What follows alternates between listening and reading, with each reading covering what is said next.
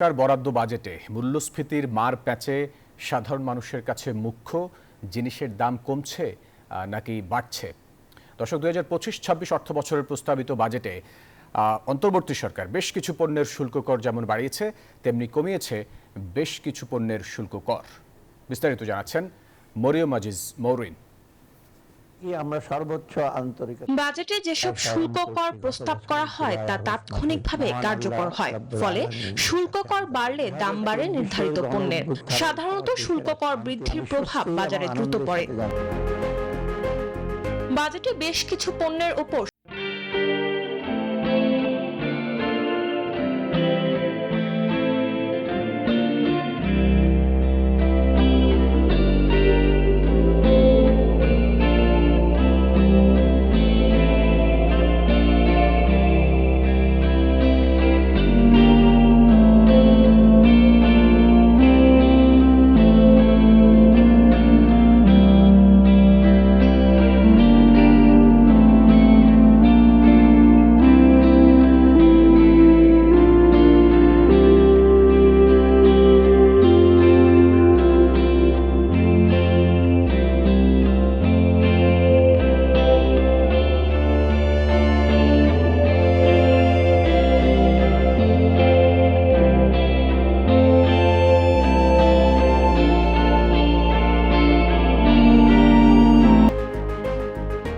এবারের বাজেটে দেয়া হয়েছে চামড়া শিল্পে শুল্ক ছাড়, কমবে চামড়া প্রক্রিয়াজাতকরণের খরচ।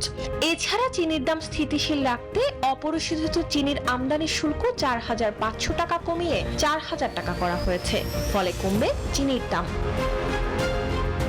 জ্বালানি তেলেও কমছে শুল্ক। এছাড়া কমেছে স্যানিটারি ন্যাপকিন, 59 ধরনের ওষুধ, ইনসুলিন, টায়ার টিউবের দাম।